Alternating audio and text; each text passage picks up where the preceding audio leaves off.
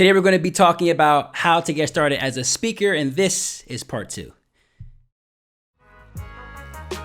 You're listening to the Go Be Great podcast with Travis Wolf Sr., inspiring you to strive for greatness in everything, everywhere, every time. Go be great! Great day. This is the Go Be Great podcast. I am Travis Wolf Sr., and you are great. Guys, this is part 2 of, probably 2 of 2. I don't know if I'm going to do any more. I'm going to give you guys everything I've got in this one, and we're going to be talking about how to get started as a speaker. And in the first episode, I didn't really start where I should have started. And I really think that this is the most important place to start, and it's why. Ask yourself why. Why do you want to become a speaker?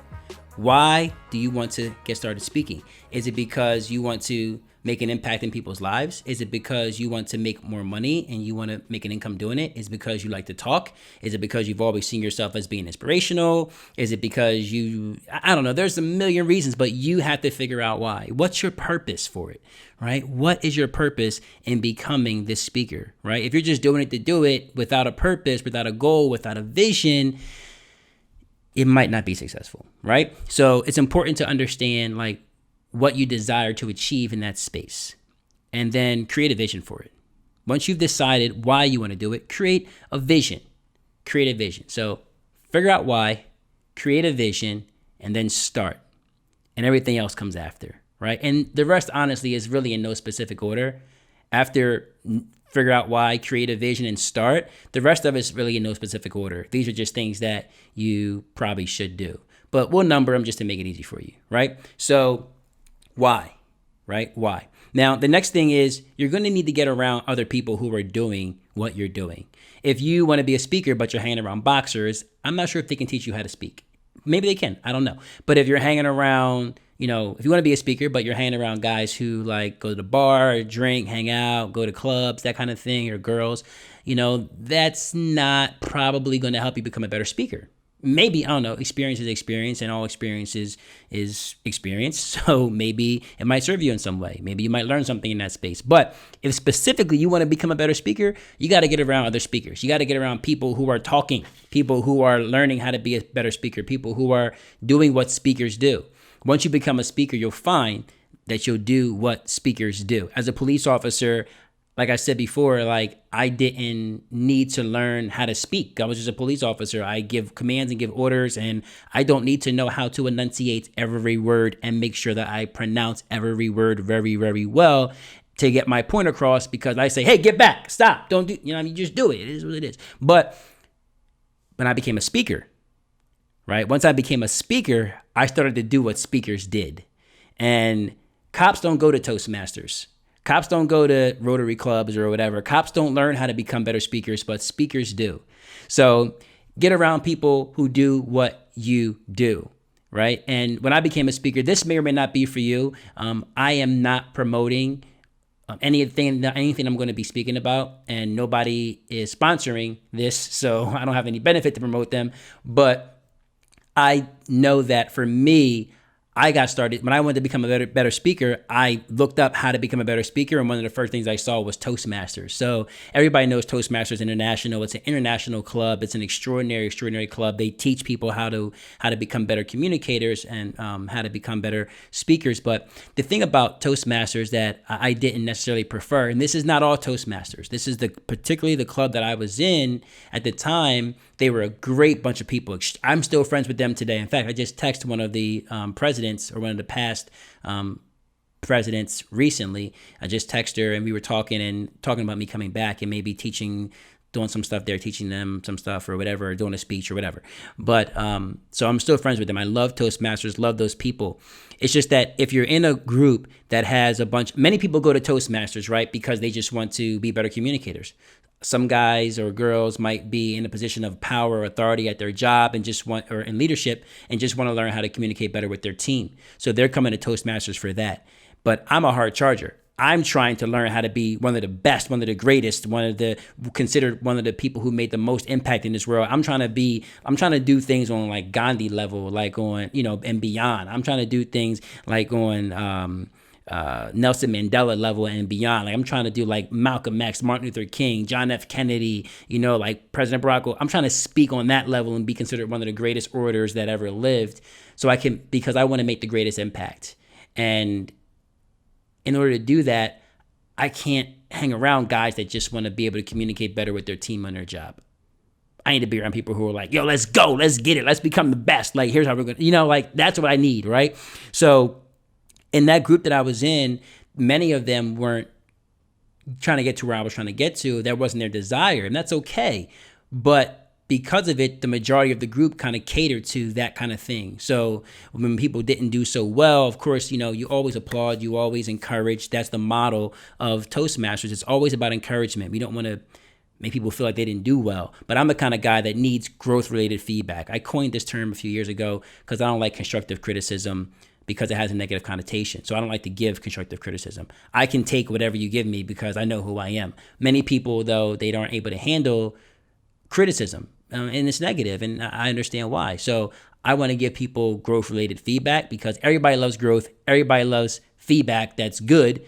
Nobody's mad at those things. So I like to help people to give that, and I want to receive it because I need to grow and get better. So if I'm in a group of people who aren't really trying to get to that space and they're all, just trying to be better communicators, then the group will cater to those people. So I'm feeling like I'm an anomaly there, or I'm one of one, and I need people to tell me that, hey, you know what?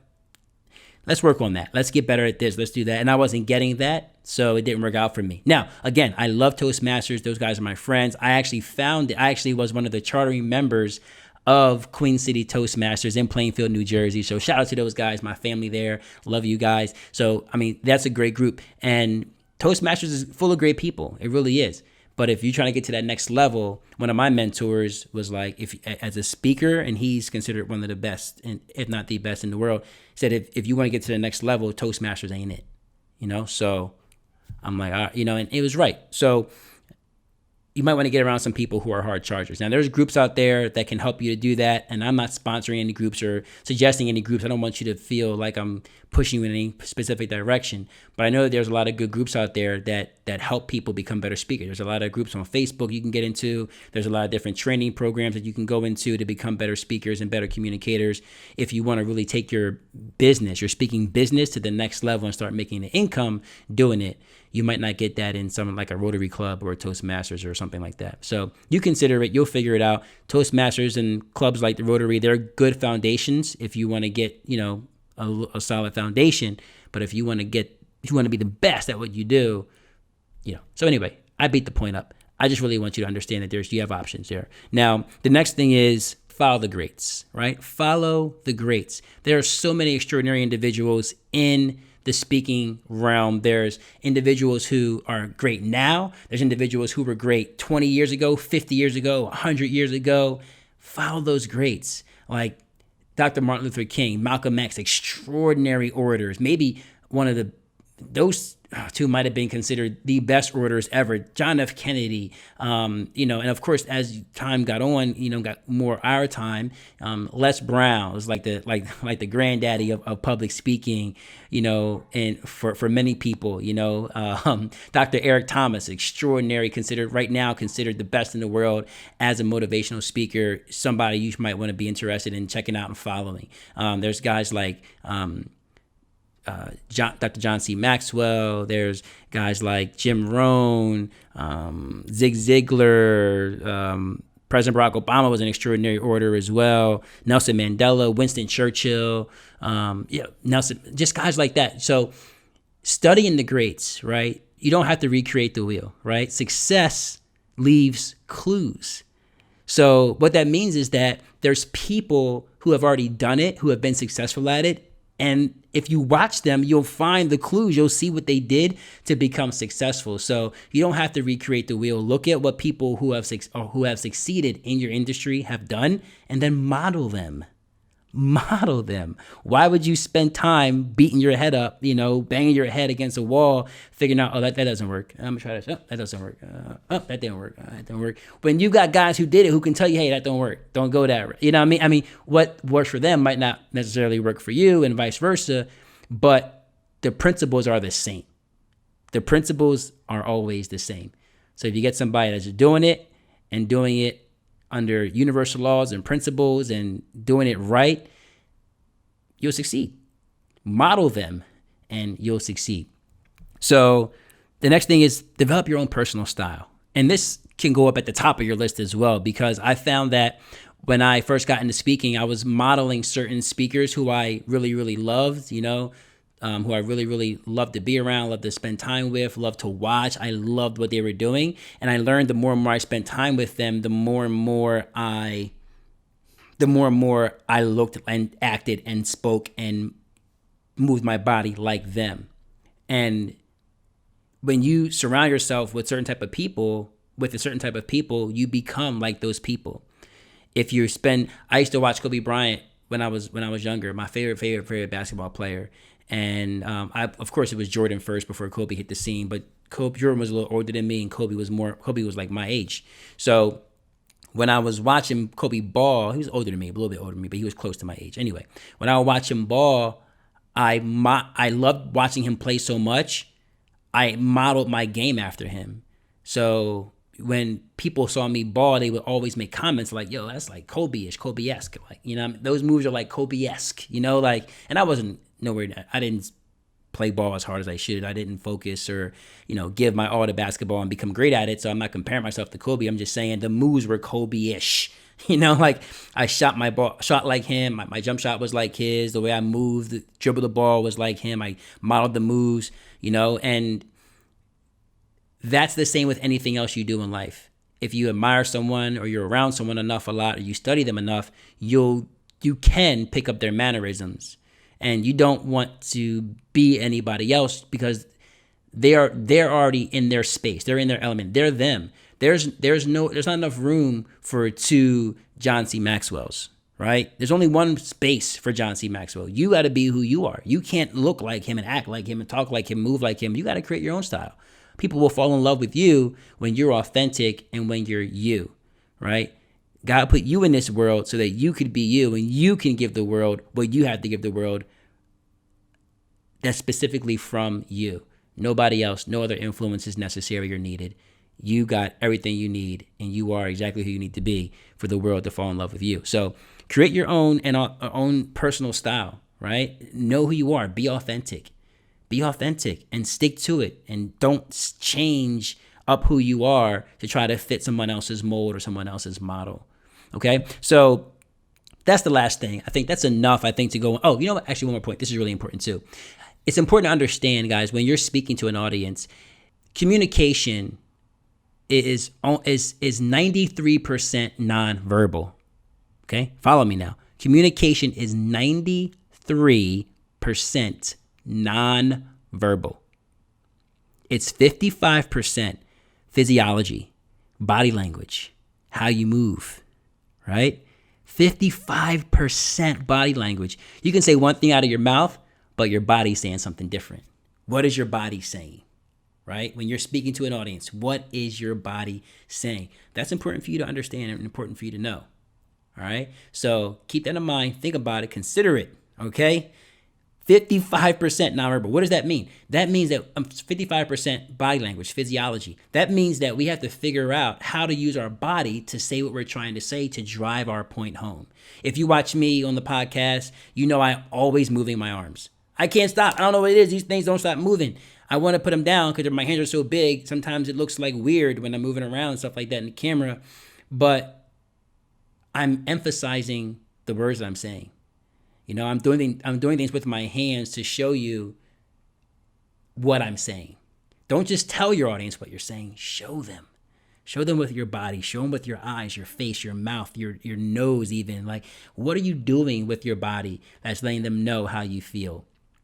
Do you feel happy about something? Are you excited about something? Are you giddy? What when you're telling your story, how do you express to the audience that you were scared or you were nervous?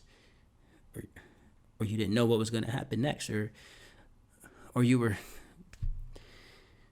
lonely and just wanted to be like, how do you express it, right? So understanding how to use your body, understanding how to use your facial expressions, how to use your hands, that's important, right? Because again, 55% of communication is physiology, body language. Then 38% of it is tonality, volume, right? How you use your voice, right? Intonation, tone, right? That's important to understand. 38% is intonation, tone, your voice level, right? Your volume.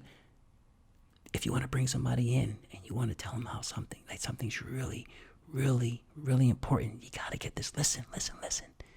As you bring your voice down, if you notice, you bring your voice down, you bring your body in, the audience comes closer to you. They want to hear what you're saying. They want to get it. They think they're missing it because you're whispering. You're getting lower. And then you want to drive the point home. Boom! You tell them how important it was, right? Listen, this is, get this. Come here, get this. This is extremely important. Listen to this. You must do, right? Like once you bring them in, you got to bring them in low.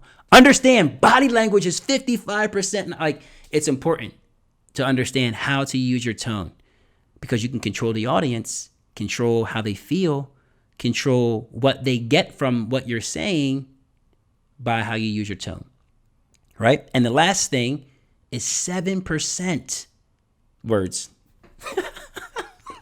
That's 7% words, right? I'm literally communicating, talking about speaking, and I'm telling you that communication is only 7% what you say. It's only 7% the words. That's it. 7% the words. So what does that mean?